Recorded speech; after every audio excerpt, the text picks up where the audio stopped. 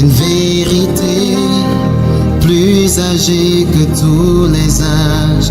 Il y a une promesse qui doit s'accomplir. Il y a un seul né pour la rédemption. Jésus, Jésus.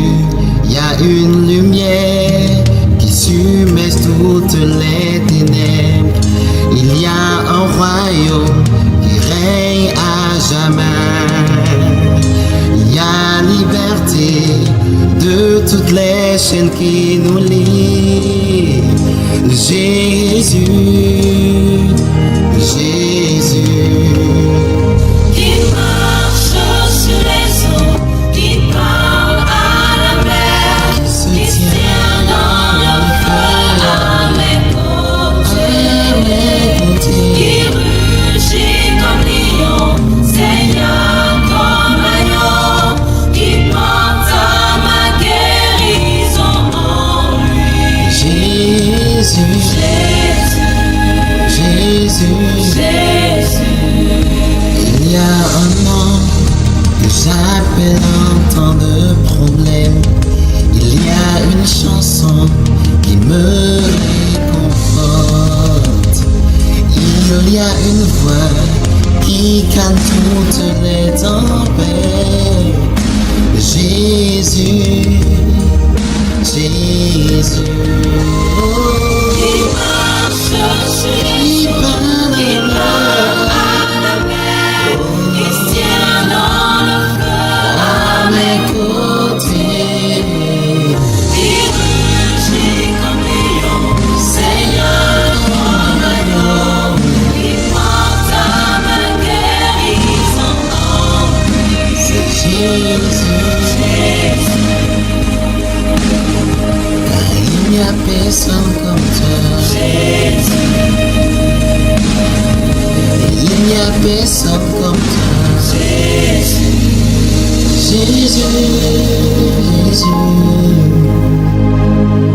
Je passe tout autre nom. Jésus, Jésus, Seigneur. Shalom, chers amis, comment vous allez? Aujourd'hui, nous allons écouter cet enseignement. J'espère que cette chanson déjà vous inspire. Il y a un nom qui se passe tous les autres noms. Malgré ça, il y a les gens qui ne veulent pas croire. Cette personne est venue pour sauver l'humanité. Elle est venue pour que nous soyons entièrement rachetés du péché et être dans le royaume de Dieu. Oui, c'est la personne au nom de Jésus. Il est tout pour nous. Nous allons écouter ce message avec le pasteur et ça va beaucoup nous aider. Que Dieu vous bénisse. Soyez concentrés. Si vous n'êtes pas encore abonné à cette chaîne, c'est la première fois que vous regardez la vidéo sur cette chaîne, je vous invite à vous abonner, à liker, à cliquer sur la cloche de notification et vous n'allez pas manquer les prochaines vidéos que nous allons. Que Dieu vous bénisse. Soyez renforcés. Que Jésus soit avec vous. Amen. C'est seuls les incrédules, ceux qui veulent le libertinage, ceux qui veulent vivre selon leur voie, ceux qui veulent, c'est-à-dire aller de gauche à droite, sans être guidés par Jésus-Christ, seuls diront que Jésus n'est pas.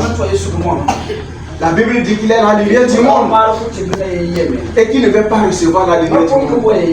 Je prie que le Seigneur nous donne l'esprit de compréhension pour que nous puissions comprendre la valeur de notre Seigneur Jésus-Christ et nous attacher à lui au nom de Jésus. Dans notre enseignement du jour, nous allons lire notre texte dans Jean chapitre 1er, le chapitre 7 du verset 1er au verset 30. Si vous êtes à la page, aidez-moi s'il vous plaît.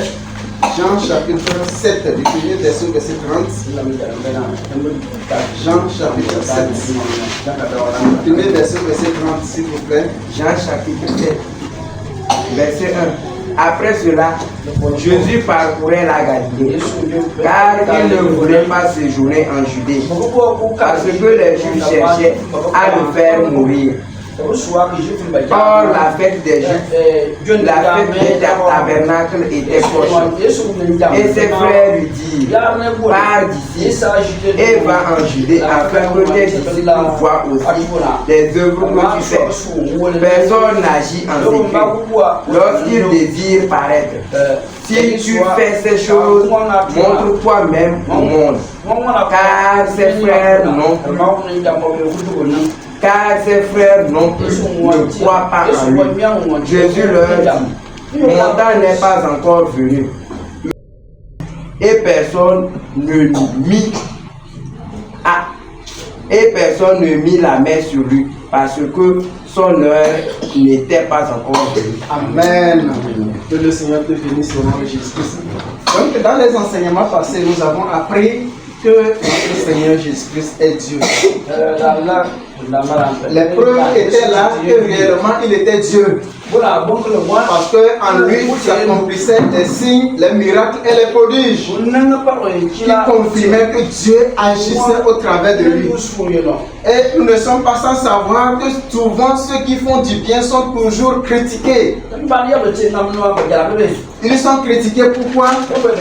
À cause de l'envie, à cause de la jalousie. Et on peut le trouver parfois aussi parmi nous. Et la preuve est que ceux qui étaient en train de critiquer le Seigneur Jésus, qui étaient en train de s'opposer à lui, se disaient aussi des chrétiens. Est-ce qu'en se disant des chrétiens, ils sont des vrais chrétiens? Je vous dirais non, qu'ils ne sont pas des vrais chrétiens parce que l'envie, la jalousie n'est pas classée parmi les enfants de Dieu. Et voilà par ces signes que le Seigneur Jésus-Christ était en train d'opérer. Il s'est levé parmi le peuple des enfants d'Israël, parmi le peuple de Dieu, des envies, et cela se passait par les principaux sacrificateurs et même les pharisiens qui se disaient aussi enfants de Dieu. Donc nous devons faire beaucoup attention. Quand Dieu utilise quelqu'un parmi nous, nous ne savons pas quel est le contrat entre lui et Dieu. Nous ne savons pas ce que Dieu a mandaté cette personne pour faire parmi nous. Ne nous disons pas que pourquoi cette personne, pourquoi telle personne. Non, Dieu sait pourquoi il a choisi cette personne. Dieu sait pourquoi il a envoyé Jésus-Christ. Et ce qu'il a mis en lui pour qu'il puisse opérer les signes et les miracles. Cela ne doit pas susciter de l'envie parmi nous. Nous devons plutôt chercher à encourager cela. Nous devons chercher à prier pour cette personne aussi.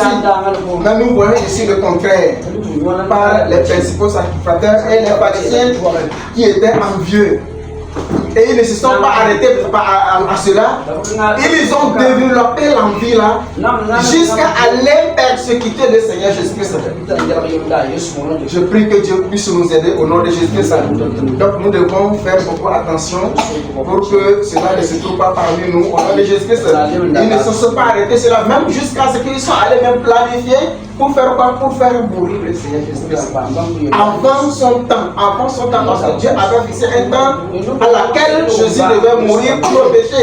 Mais ils ont voulu anticiper cela. Est-ce qu'ils vont réussir? Ils ne réussiront pas au nom de Jésus. Donc je profite ce matin pour te dire, mon frère, ma soeur, Dieu a fixé un temps que tu partiras de ce monde. Et tu as un devoir à accomplir sur cette terre. Tant que tu n'auras pas accompli cela, tant que tu n'auras pas fini cela, l'ennemi peut se lever, les sorciers peuvent se lever, les démons peuvent se lever. Ils ne t'atteindront pas au nom de Jésus. Tu vas accomplir la mission que Dieu t'a assignée. Et à la fin de cette mission, quand Dieu verra que tu as fini ta mission, il pourra laisser. La tentation, c'est quoi? Qu'est-ce que c'est que la tentation? Oui. Moi, je peux dire que la tentation, c'est quand tu es dans le besoin et tu es poussé d'aller vers la chose. Tu es poussé d'aller vers la chose. Par exemple, tu as fait le jeûne et maintenant tu es poussé à aller manger, boire. Aller manger, aller boire, oui, c'est la tentation. Que le Seigneur te bénisse. Oui, que le Seigneur te bénisse. Qui peut aussi dire autre chose? Oui.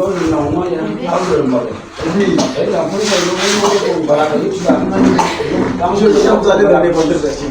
Mais je vais faire parler les autres aussi. La tentation, en fait, c'est une situation que le diable nous présente dans l'objectif qu'on désobéit à Dieu pour tomber dans le péché. C'est le diable qui nous pousse. Et vous allez vous dire la question, vous allez poser la question, le diable il est où pour me pousser? Le diable travaille en esprit. Il te pousse, va faire ça, et derrière ça, il y a des arguments. Des arguments pour te faire croire que ce que tu vas faire de mal là, que c'est bien. Et la plupart parmi nous tombent dans cela. Et nous trouvons un moyen pour justifier ça, nourrir ça, et on se retrouve dans le péché. Je prie que le Seigneur nous préserve au nom de Jésus. Ou bien vous avez encore une autre version, c'est bon? Que le Seigneur vous bénisse. Gloire à Dieu. Donc nous devons faire beaucoup attention pour ne pas tomber dans la tentation. Donc nous voyons ici la tentation subtile venant de Satan. Le verset 4 de notre texte, qui peut me lire cela, le verset 4.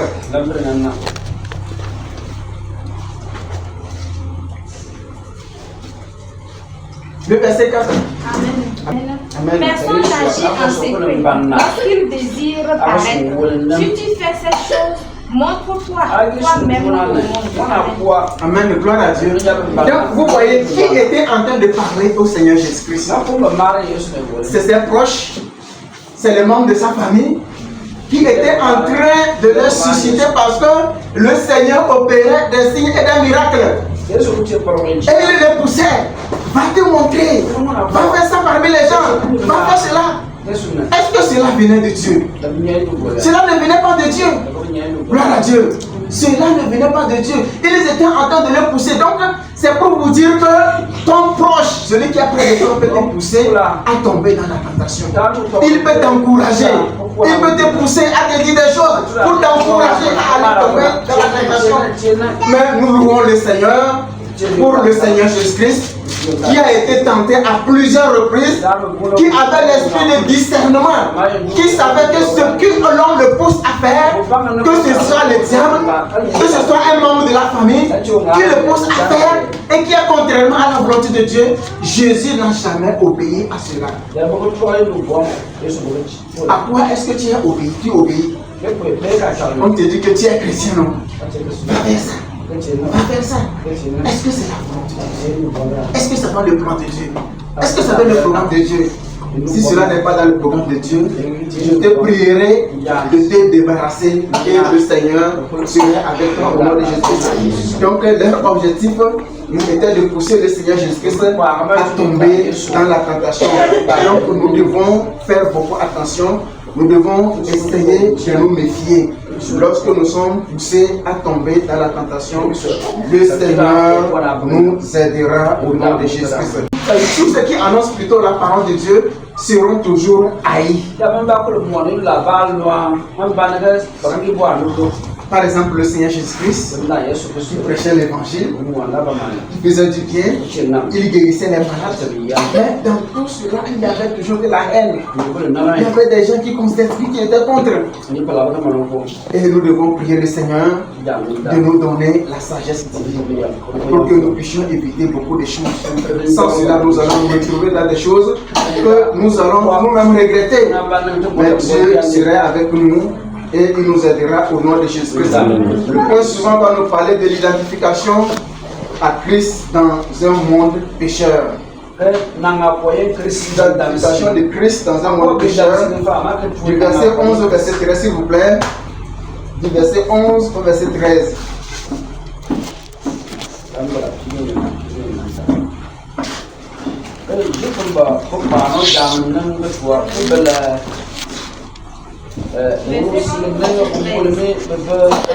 Les Juifs le cherchèrent pendant la fête et disaient: où est-il? Il y avait dans la foule grande rumeur à son sujet. Les uns disaient: c'est un homme de bien. Les autres disaient: non, il égare la multitude. Personne toutefois ne parlait librement de lui par crainte des Juifs. Vers le milieu de la fête, Jésus monta au temple et il enseigna. Les Juifs s'étonnant, disant: Comment connaît-il les Écritures? Béni au nom de Jésus-Christ. Donc vous voyez que déjà le message de notre Seigneur Jésus-Christ a commencé par faire quoi? A commencé par susciter la haine parmi les Juifs jusqu'à ce qu'ils ont cherché un moyen à le tuer. Et parmi eux, il y a d'autres qui disaient que ce qu'il dit c'est bon. Et d'autres étaient en train de dire ce qu'il dit ce n'est pas bon. Est-ce qu'en réalité ce que le Seigneur disait était bon ou pas? Gloire à Dieu. J'ai dit, est-ce que ce que le Seigneur disait était bon ou pas? Gloire à Dieu. Nous devons savoir que notre Seigneur Jésus-Christ, il est le sauveur. Il a sauvé le monde. Il a ressuscité les morts. Il a fait beaucoup de choses. Est-ce que nous allons dire que Jésus n'est pas bon?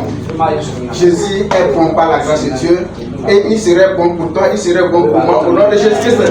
J'ai dit, il serait bon pour moi, il serait bon pour toi au nom de Jésus-Christ. Nous avons vu qu'il y avait une fête qui était organisée.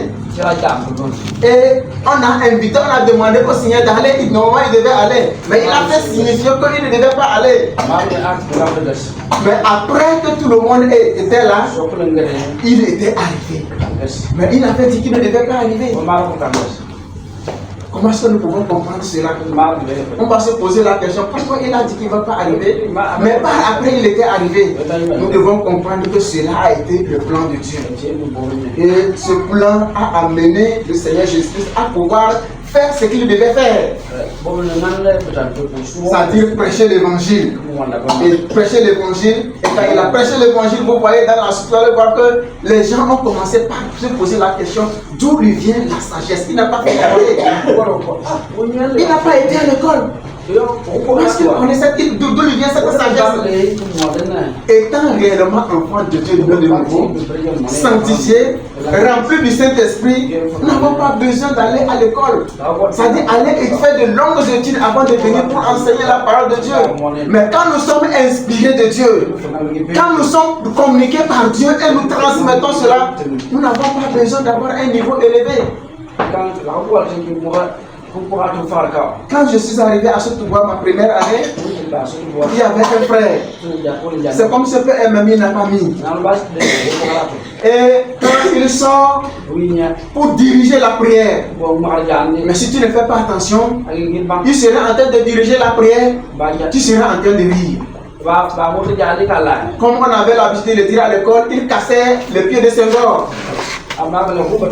Mais je vous assure, il y avait l'onction dans ce qu'il faisait. Il y avait l'onction. Donc ça fait que le fait qu'il y a l'onction dans ce qu'il faisait, tout quand il se met à diriger la prière, tout le monde est concentré. Et vous allez voir toute l'église bouge, tout le monde prie. Est-ce qu'il a été à l'école? Gloire à Dieu. Donc Dieu n'a pas besoin de dire que telle personne a fait telle étude, telle personne a fait ça. Donc c'est lui qui doit peut-être donner l'enseignement. Jésus n'a pas été à l'école. Mais il était utilisé. Je prie que le Seigneur nous utilise au nom de Jésus-Christ. Je prie que le Seigneur nous utilise au nom de Jésus-Christ. Donc nous devons être concentrés sur le ministère que le Seigneur nous a donné pour que l'œuvre de Dieu soit accomplie au nom de Jésus-Christ. Donc vous voyez, toutes ces choses ont suscité les pharisiens et les principaux sacrificateurs à comploter contre le Seigneur Jésus-Christ. À le faire mourir et ils ne retireront pas avant son temps au nom de Jésus-Christ. Le second point qui nous parle du discours du grand maître lors de la fête. Le discours du grand maître lors de la fête. Le verset 14 et le verset 15.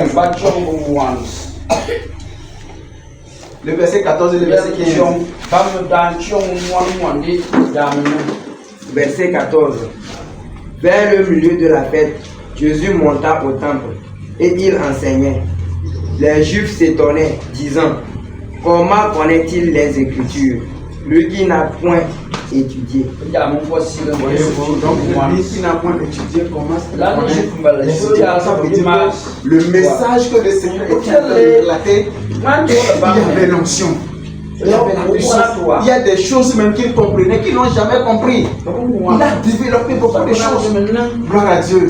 Donc, voyez-vous, c'est aussi qu'on fait réellement que notre Seigneur Jésus-Christ est réellement Dieu. Donc, cela nous enseigne aussi que nous qui sommes aussi des enseignants, les prédicateurs de la parole de Dieu, nous devons vraiment donner la parole de Dieu vivante à l'église. Nous ne devons pas badiner avec la parole de Dieu. Nous ne devons pas contourner la parole de Dieu. Le message que le Seigneur nous transmet pour l'église, nous ne devons pas dévier cela à notre profit. Vous allez voir peut-être d'autres personnes, quand ils veulent donner un message, ils voient que cela porte atteinte à sa vie, il dévie cela. Il est compliqué, ça dit le ressort de Dieu, mais il dévie cela. Parce qu'il sait que cela porte jugement, pas contre sa vie. Je prie que le Seigneur puisse nous aider au nom de Jésus-Christ pour que nous puissions donner la vraie parole de Dieu pour amener le peuple vraiment à craindre le Seigneur et à se soumettre toujours à lui. À œuvrer aussi pour le Seigneur, pour que ceux qui sont ignorants aussi, qu'ils puissent aussi avoir la sagesse, pour qu'ils puissent aussi avoir le salut. Nous devons leur donner les directives dans nos enseignements, pour qu'ils puissent aussi avoir la connaissance et la sagesse divine au nom de Jésus-Christ. Donc nous voyons que au verset 16 au verset 17 aussi, qu'est-ce que le Seigneur a dit là-bas? Verset 16, verset 17. Verset 16 et verset 17, s'il vous plaît. Verset 16. Jésus leur répondit: ma doctrine n'est pas de moi, mais de celui qui m'a envoyé. Si quelqu'un veut faire sa volonté, il connaîtra si ma doctrine est de Dieu ou si je parle de mon chef. Gloire à Dieu. Donc le Seigneur Jésus a parlé de Dieu. Et tout ce qu'il avait parlé était fondé, était biblique. Donc nous savons qu'il est écrit que malheur à celui qui va ajouter, malheur à celui qui va à l'étranger. Nous devons faire beaucoup attention lors de nos prédications, lors de nos messages. Nous ne devons pas ajouter, nous ne devons pas augmenter. Donc Jésus-Christ a prêché la réalité de la parole de Dieu. Il n'a ni ajouté, ni augmenté. Il n'a rien retranché. Donc nous devons faire beaucoup attention parce que la Bible dit malheur à celui qui va ajouter, malheur à celui qui va retrancher. Et si nous retranchons, tant mieux. Si nous ajoutons, tant mieux. Mais si nous prêchons la réalité de ce que le Seigneur, ou bien de ce qui vient de la parole de Dieu, le Seigneur sera avec nous au nom de Jésus-Christ. J'ai dit le Seigneur sera avec nous au nom de Jésus-Christ. Donc nos messages doivent exalter Dieu. Nos messages doivent, c'est-à-dire glorifier Dieu. Nos messages doivent aller sur la voie de Dieu pour que le peuple de Dieu aussi puisse être éclairé. Et le Seigneur nous bénira au nom de Jésus-Christ. Gloire à Dieu. Prie que le Seigneur puisse nous aider à ne pas céder à l'ennemi, à tenir ferme. Et l'ennemi fuira loin de nous au nom de Jésus-Christ. Et l'ennemi fuira loin de nous au nom de Jésus-Christ. Quel que soit ce que les gens diront, quel que soit ce que les gens vont comploter contre nous, nous tiendrons ferme par la grâce de Dieu au nom de Jésus. Tu vas baisser ta tête et tu vas commencer par remercier le Seigneur.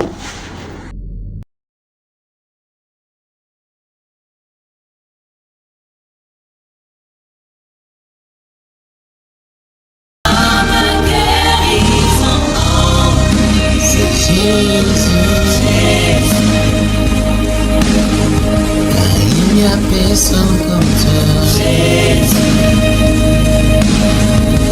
Il n'y a personne comme toi.